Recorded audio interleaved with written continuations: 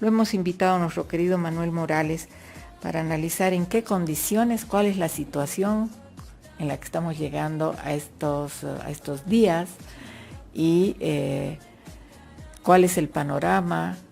Ya se ven divisiones dentro de la Asamblea, peticiones de parte del equipo de transición que son considerables, digamos, en la medida que va a venir gente invitada, entonces uno quiere mostrar su mejor cara, pero esos son los detalles. La profundidad del tema y la profundidad de la crisis no se la conoce todavía, querido Manuel. ¿Te acuerdas que hablábamos en alguna otra oportunidad? Deberíamos estar ahorita discutiendo, reflexionando, ¿qué vamos a hacer con Bolivia? ¿Qué vamos a hacer con el gas? ¿Qué vamos a hacer con los recursos nacionales? ¿Qué vamos a hacer con el oro? Esas cosas estábamos hablando en alguna otra oportunidad con Manuel. Buenas tardes, qué gusto de tenerte acá. Buenas tardes. A ver, primero lo del Parlamento, ¿no? Más o menos yo había definido dos categorías, ¿no? Que me ayudan mucho a ordenarme. Una era que al inicio de las campañas se podía construir una mayoría parlamentaria directa si es que había una fuerza que ganaba, ¿no? Sí. Arrolladoramente. Como fueron divididos, no se iba a construir una fuerza mayoritaria directa, sino íbamos a ir a la construcción de una fuerza mayoritaria que dirige el Parlamento indirecta. Ajá. ¿Qué significa esto? Que una vez que tú ganabas, ibas a ver cuánta gente tenías y cómo se iban a organizar las otras fuerzas para armar este bloque, lo que todos los analistas dicen. Claro. Sí, que no había problema, porque el ganador va a armar, dice el bloque, ¿no? Ya sabemos que el bloque estaría conformado supuestamente por PDC, Unidad y APB Sumate. Entonces la interrogante era libre, ¿dónde entra libre? Ese bloque todavía no lo veo muy organizado, es una alianza que se va a construir como mayoría indirecta, y la mayoría indirecta como construcción tiene graves problemas, pero también puede tener un buen apoyo. Un buen apoyo, ¿no? Hasta ahora no veo rencillas o problemas entre PDC, Unidad y APB Sumate. Más bien dentro del PDC veo problemas, ¿no? El hecho de que todavía de manera expedita no tengan sus directivas ya definidas, las comisiones, ¿no? Claro. Se nota que hay un grupo de diputados en PDC muy inexpertos, no así en Unidad, donde están los que vienen de Comunidad Ciudadana. Exactamente. No así de Libre, donde están los que vienen de Creemos y de Comunidad Ciudadana. Bueno, pero yo veo entre paréntesis, yo veo en Libre, por ejemplo, ya tres corrientes, no sé si estoy en lo correcto, tú me dirás. Los que van detrás de Tuto, con la corriente Tuto, otros que vienen con la corriente de Branko Marinkovic y otros que van con la corriente de Rubén Costas. Bueno, eso es algo que ha empezado a salir en estos días. Lo que tú dices es cierto, pero además hay declaraciones muy contradictorias, ¿no? Inmediatamente que hubo la victoria de Rodrigo Paz y dentro del PDC, dentro del Libre, empezaron a decir que hubo fraude. Yo me acuerdo muy bien que Vázquez Villamor dio una conferencia de prensa y él anotó que a partir de ese momento Libre iba a ser oposición. Bueno, yo dije, ya tenemos a un declarado opositor. 24 horas después, Tuto Quiroga dice que no van a ser opositores, ¿no? Que van a viabilizar, van a dar su voto sin pedir nada a cambio. Y el día de hoy, la diputada Pachacute del Alto, que ahora es senadora por Libre, dice que sí, que ellos van a hacer oposición constructiva.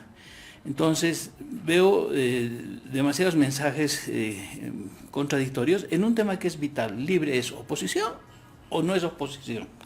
Porque ser oposición... Porque eso de oposición, hacer oposición constructiva, ¿cómo? No hay eso, no hay yo no eso. conozco.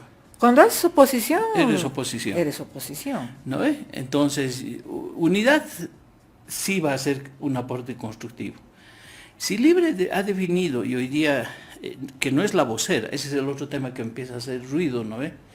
Porque los voceros fueron puestos a dedo por Tuto Quiroga, Tomás Ayarui y un diputado llamado López, y todavía no muy conocido. Sí. pero empiezan a hablar a nombre de la bancada, por ejemplo, Manuel Ormachea, Sí. que no es el vocero, ¿no? Empieza también a hacer declaraciones y convoca al PDC a una reunión para coordinar la agenda parlamentaria. Entonces, yo creo que ahí está lo que yo decía. El peor camino, el peor error ha sido ir a intentar construir una mayoría indirecta. Estos son los riesgos que se presentan. Rubén Costas ha hecho una declaración indicando que tiene 22 diputados. Vicente Cuéllar, después de las elecciones, dijo que él tenía 6 diputados dentro de Unidad. Ya van 28. Sí, y que iban a votar no por lo que dijo Samuel Doria Medina, sino porque ellos iban a apoyar a Tuto. Al inicio, Vicente Cuéllar estaba apoyando a Samuel. Al inicio de la campaña, ¿te acuerdas? Con Samuel. Tiene 6 diputados ahí adentro. Ok. ¿No? Entonces, bueno, ¿qué te estoy diciendo? O sea, hay mini bancadas nuevamente, ¿no? Y entonces, si esto es cierto en el Parlamento, porque estamos analizando el Parlamento, podría decirse que hay como unas fuerzas centrífugas, centrípetas, ¿no? Que se están moviendo, o sea, físicas, por ahí, claro, que van más allá de lo que los actores pueden definir y que tiende a fragmentar las fuerzas parlamentarias. Y esa fragmentación se debe a condiciones previas que ya venían del proceso electoral, hemos dicho crisis institucional, crisis de los partidos, crisis de la democracia, falta de liderazgo, faltas de estructuras. Pero eso es que le está cobrando la factura, querido Manuel, es muy grave. Sí. Es muy grave. En vísperas. O sea, ¿no? Estás haciendo el edificio, ya estás pensando en cómo vas a decorar el penthouse, ¿no es cierto? Pero ¿cuál va a ser tu penthouse? Además, sí, ¿cuál va a ser tu penthouse? ¿El que da al sol o el que da hacia atrás? O, si no, pero no tienes los cimientos. No está construido todavía los cimientos. Entonces, un tema que el PDC, Rodrigo, tiene en puertas, y con un vicepresidente que convoca una marcha acá a San Francisco. Que no se puede, entre otras cosas. No se puede, bueno, dice Manolo Rojas, Manolo es un hombre, ¿no? Diputado. Dice que lo van a hacer en la Plaza Villarroel, ¿no? La vocera del PDC dice que no sabían que el vicepresidente estaba convocando a una concentración. Entonces es un caos todavía esa fuerza, ¿no? Claro, han aprovechado el viaje de Rodrigo para seguir con esta inercia de la fragmentación.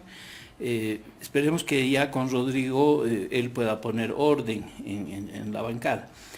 Pero tengo ahí mis dudas, porque él también ha sido 5 años parte de una bancada que se llamaba Comunidad Ciudadana, donde estas fuerzas que se peleaban, destrozaban la bancada de Comunidad Ciudadana, la astillaban, Rodrigo estaba a un costado, mirando de palco, ¿no? Nunca ha sido protagonista, nunca toma medidas al interior.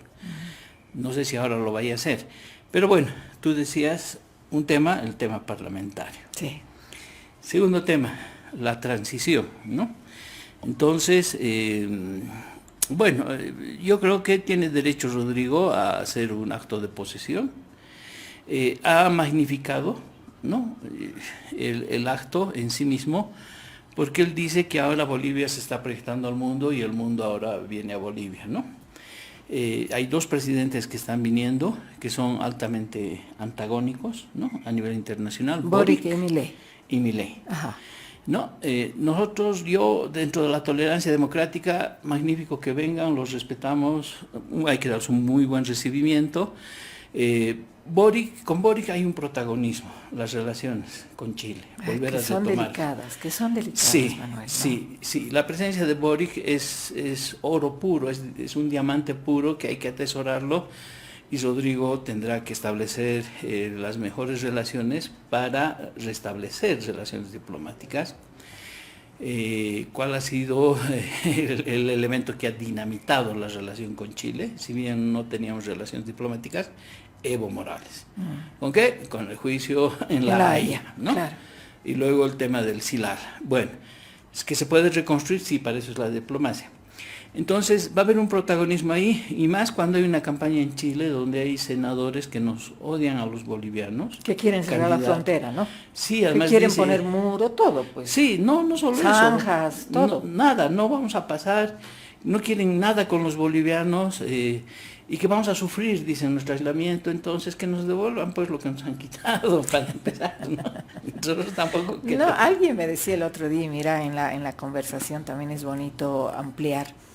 Me decía otro de los analistas, me decía, vámonos todos a llevar nuestra carga al puerto de Chancay. Sí, ¿no? Y ¿No? además que nos devuelvan lo que nos han quitado, si somos tan despreciables para algunos candidatos chilenos, entonces que nos devuelvan Chuquicamata, que está en territorio que era boliviano, la principal mina de cobre. Así es. Que nos devuelvan nuestros puertos, nuestra salida al mar, y nosotros no vamos a hablar con ellos. que nos devuelvan nuestra diablada, claro, y otras cosas, pero es en forma jovial, lo podemos tomar. Milei va a ser todo un personaje, ¿no? Que va a venir y va a movilizar a un grupo muy grande de personas, porque ha tenido un impacto en la anterior coyuntura de generar estas corrientes libertarias, liberalismo, ¿no? No están muy bien organizados, lo que ustedes quieran, pero va a venir, va a hacer su show y va a tener una repercusión muy fuerte. Y yo creo que entonces también hay que recibirlo, hay que mirarlo, ¿no? Es un país hermano que está también atravesando por una crisis. Además, Manuel, pensando que con la Argentina tenemos tremenda relación. Sí, y todavía... O sea, tremenda cantidad de bolivianos, sí, que manejan el tema de las verduras, que manejan el tema de las ventas no solamente en Buenos Aires, sino en La Plata, en fin, en todas estas ciudades donde hay cantidad de bolivianos viviendo allá, que viven, que ya son prácticamente argentinos también, ¿no? Y dos temas adicionales. Uno, el gas, porque se ha vuelto a descubrir otro pozo, o uno de los pozos. Bermejo. El X46, que dicen que es un pozo marginal, que se está secando, pero es gas.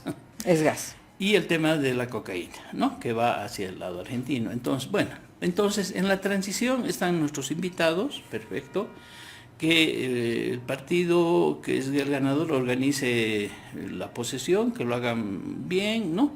Pero siempre hay ruidos, ¿no? Lo del caso del capitán Lara, que quiere entrar con uniforme policial. Que no se puede, ¿no? Mira, ha presentado ya una nota, el ministro de Gobierno ha dicho... que están analizando, pero no se puede, creo. No se puede desde mi punto de vista porque él ha sido un desertor. Esa es la situación por la cual él se ha retirado voluntariamente, ¿no? De la policía, no se ha presentado a trabajar y eso se considera deserción. Ahora que internamente la policía puede reconsiderar, no sé cómo serán los reglamentos, no tengo mucha idea. Ya. Pero si lograra, porque estamos en una situación donde la vicepresidencia y este gobierno también puede ejercer ciertas presiones.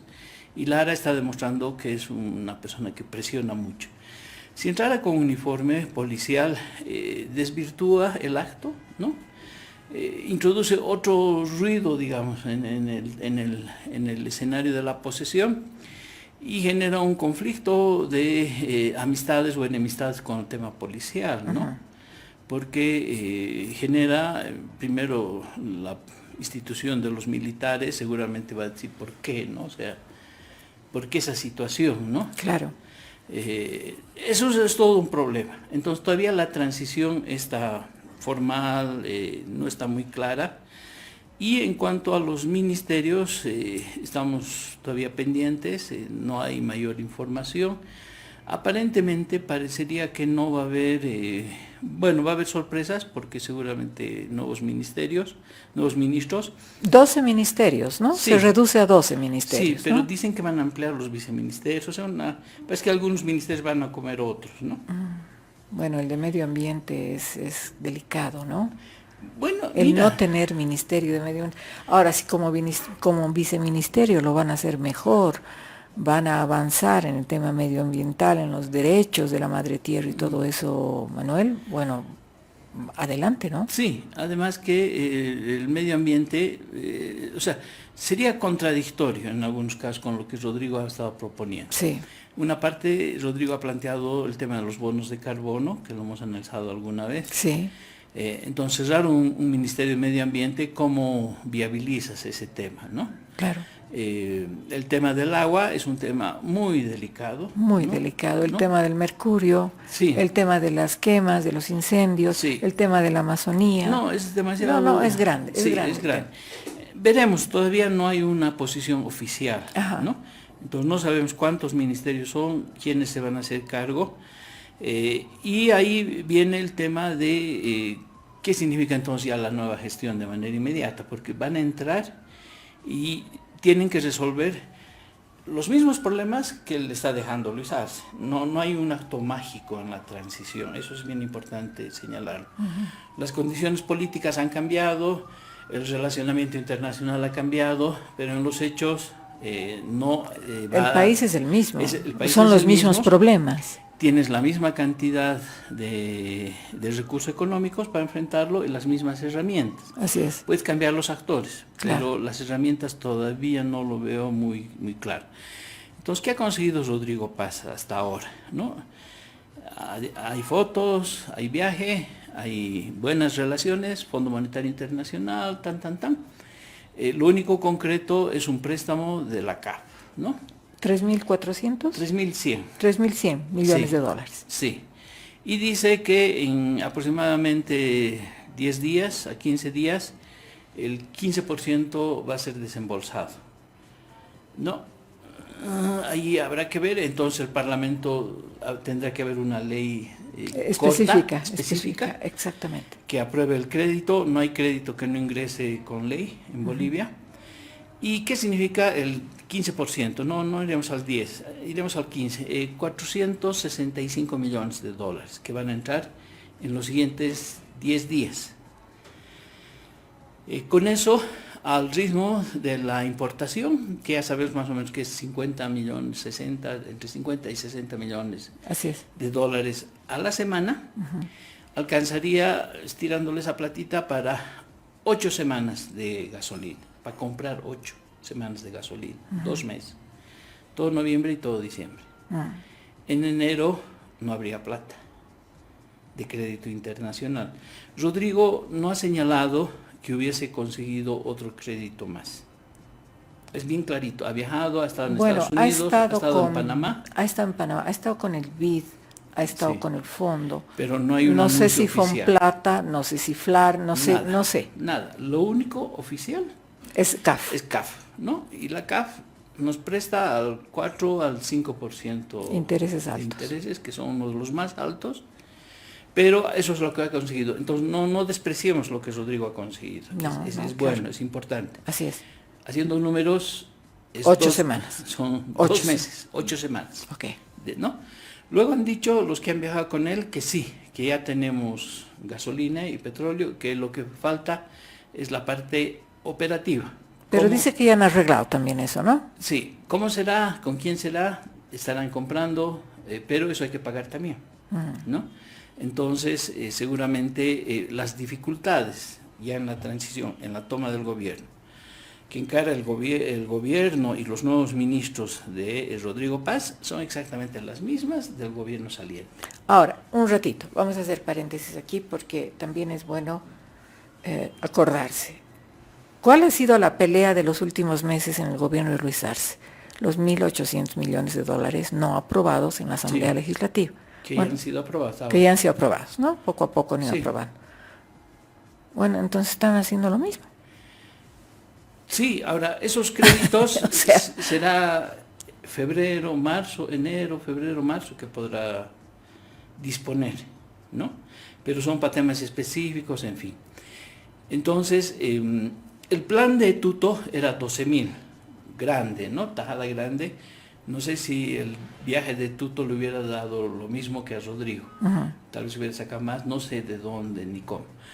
Yo esperaba que Trump los reciba a Rodrigo, por ejemplo, esa era una señal importante, ¿no? Pero parece que en el mundo de las relaciones diplomáticas no basta lo que tú quieres. Lo ha recibido el secretario Rubio, el secretario de Marco Estado. Rubio, sí. Le ha dado la mano.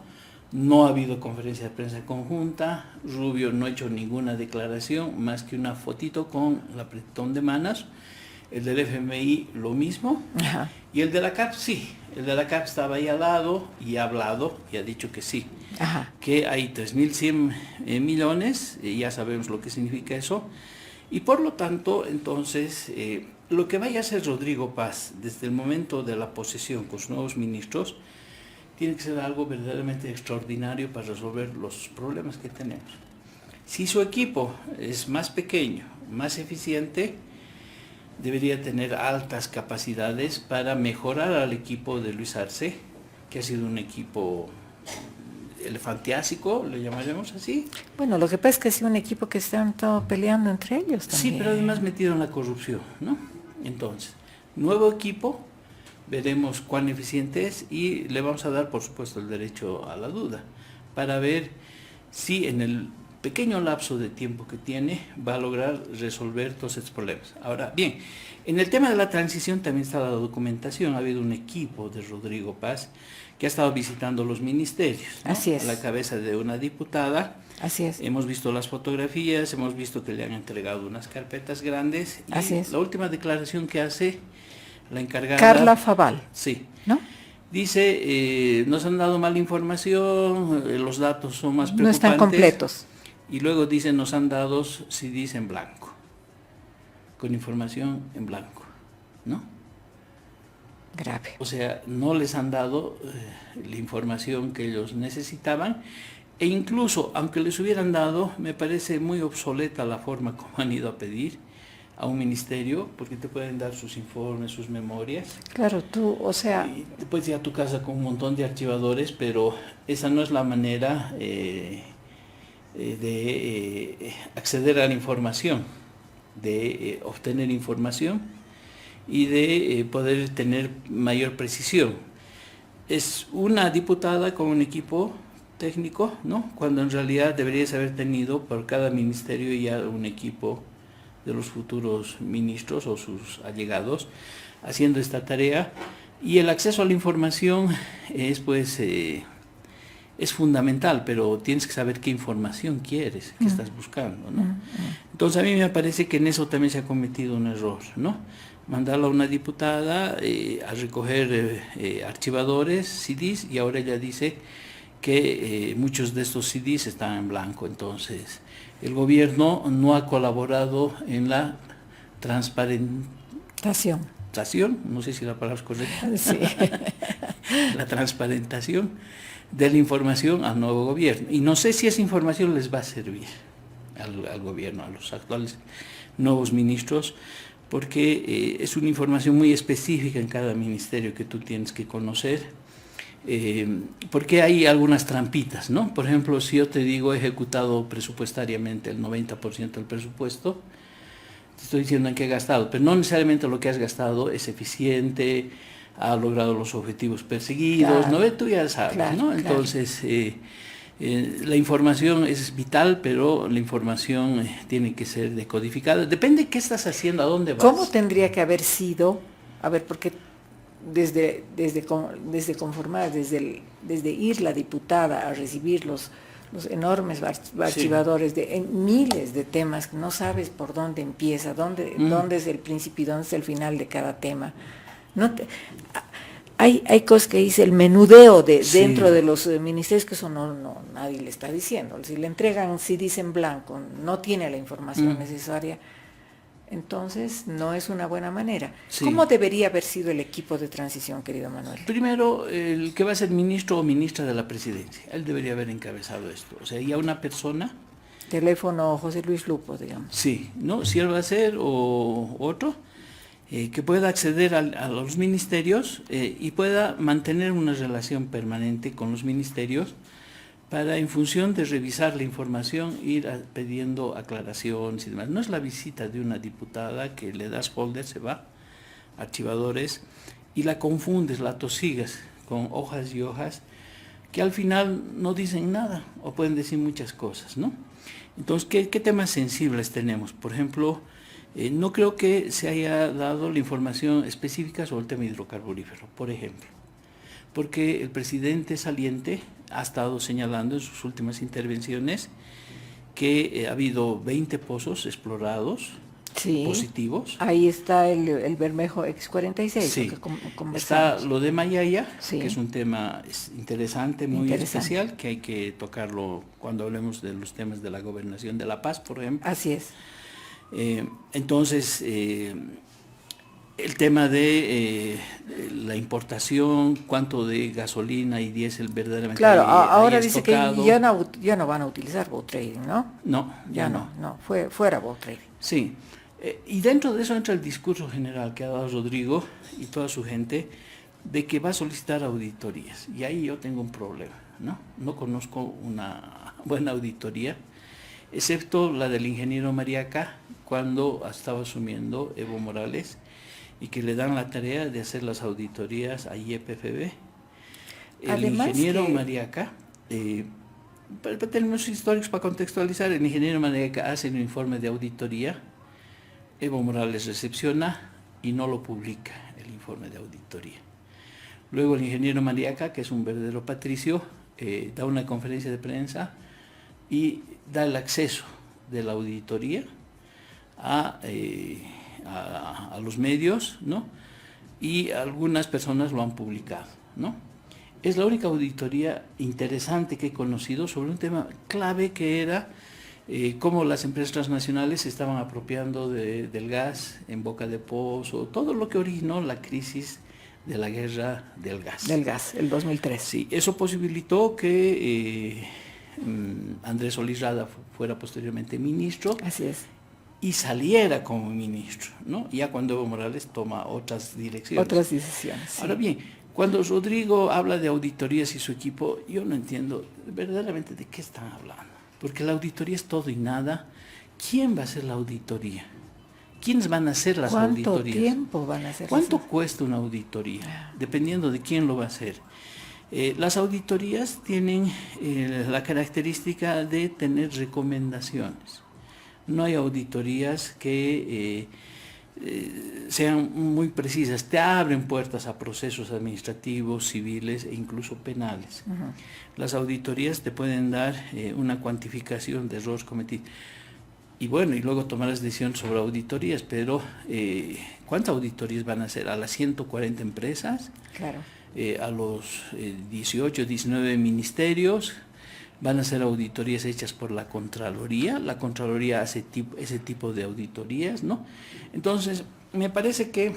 En el tema de la transición andamos medio cojos, medios ¿no? Cojos, hay lagunas, hay áreas negras, se lo está haciendo todavía dentro de un criterio de mucha improvisación.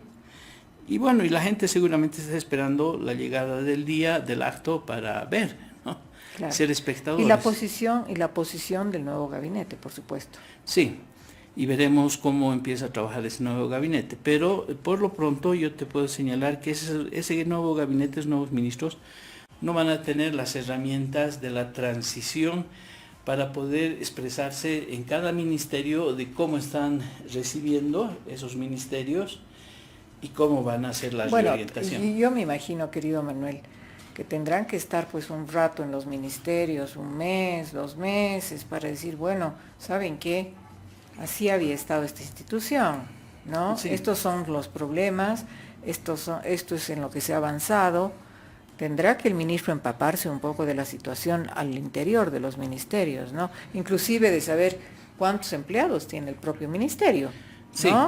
¿Te acuerdas del gobierno de Yanine Áñez cuando al principio, por ejemplo, la que fue ministra de Comunicación, Lizárraga, Roxana, trajo a la prensa y entraron al palacio y mostraron las habitaciones de Evo Morales, ¿no? Que decían que parecían las habitaciones de un jeque árabe. Sí. Bueno, esas son cosas que... Pero es que eso ha sido el nivel como una nueva autoridad ha querido mostrar qué cosa estaba encontrando, ¿no? Y a partir de ahí proyectar juicios, no sé qué cosa. No es la labor de un ministro hacer ese tipo de cosas. No, por favor, no. Entonces veremos a ver quiénes son y cómo lo plantean el asunto, ¿no?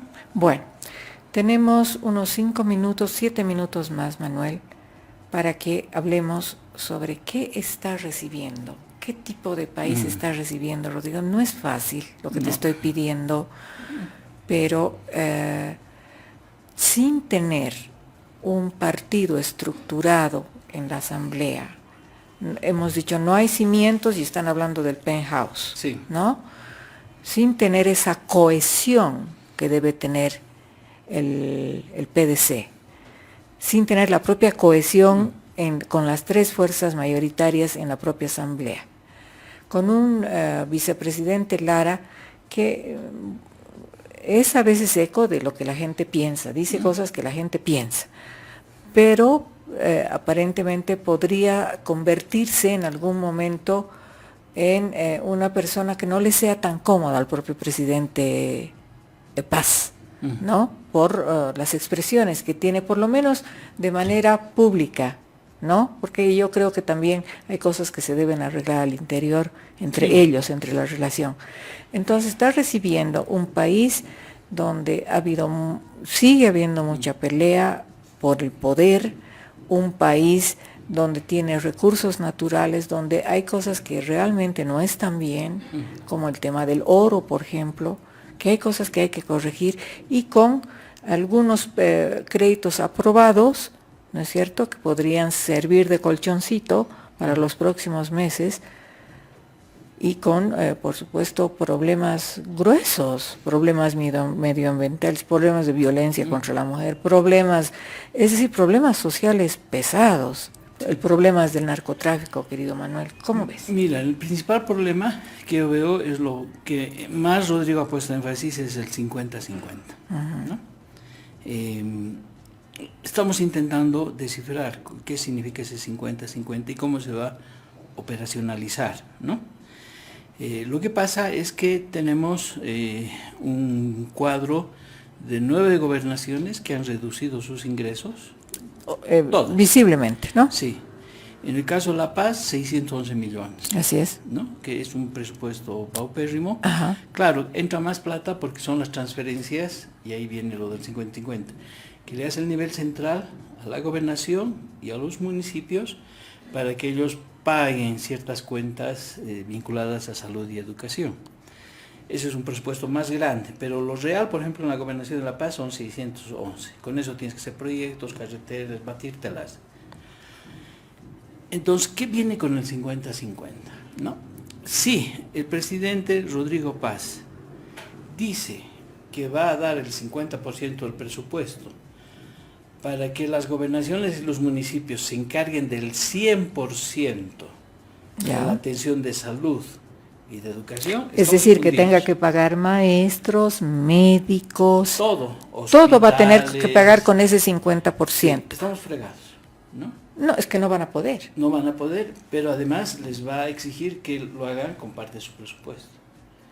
Entonces, eso queremos que el presidente Rodrigo Paz empiece a esclarecer. A evaluar. Ahora, en su momento en la campaña, querido Manuel, Tuto Quiroga dijo 62, 38, algo por el estilo, hasta ¿no? Más, ¿no? ¿No? Entonces, ¿o se va a quedar nomás como estaba? Lo que pasa es que en la historia del municipalismo, es bien interesante, cuando nace la ley de participación popular y emerge el movimiento municipalista, el presupuesto se dividía casi 70% iba a los municipios y las gobernaciones de entonces, las prefecturas. Claro, las prefecturas. ¿No? Y el 30% se quedaba a nivel central. Entonces, cuando nació la participación popular y este movimiento municipalista, fue muy interesante.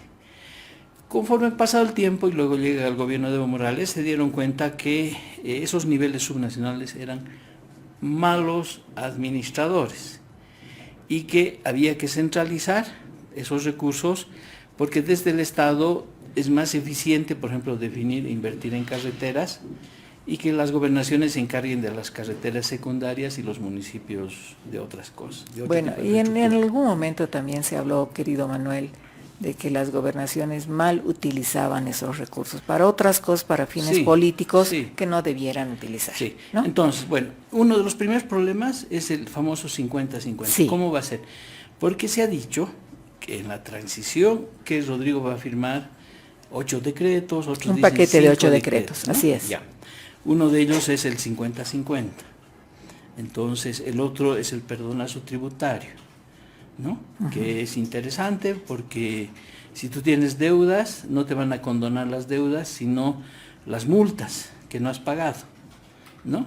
Y los intereses. Entonces, va a haber un sector de personas que han estado evadiendo, ¿no?, sus obligaciones tributarias. Si lo han hecho con el capital, entonces tienen multas, todo eso que se va a beneficiar. Con eso vas a reducir los ingresos del Estado. Entonces vamos a ver cómo va esto de las finanzas, porque si tú ves la situación de debilidad extrema, necesita un Estado fuerte con harta plata para encarar la crisis que va a venir. No un Estado sin recursos económicos, pero bueno, esa es la apuesta, ¿no? Entonces, creo que este es uno de los principales problemas. Ahora, ¿cómo lo va a hacer? ¿Qué va a significar eso? Y eso, por supuesto, que significa también mover la Constitución. Con el actual Parlamento que está entrando, lo veo bien complicado, porque mover la Constitución, cualquier artículo, implica ir al referéndum constitucional. A ver, eso es lo que discutía con alguna gente en la mañana. No puedes tú agarrar, pero haces enmienda, me decían, ¿no? Haces enmienda. No se puede. No hay que una ley del Parlamento por 2/3 va a modificarte la Constitución. Ahora, eso no hay.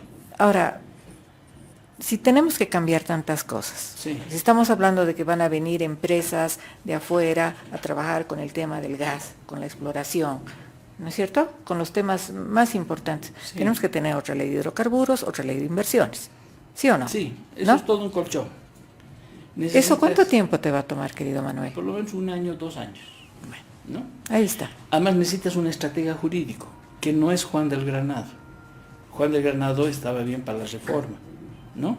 Porque en realidad el motivo de Juan del Granado está ahí para presidir la Comisión de Constitución, ¿no es cierto?, y llevar a cabo su reforma judicial. Pero la reforma judicial estaba bien pensada en 5, 6, 8 temas.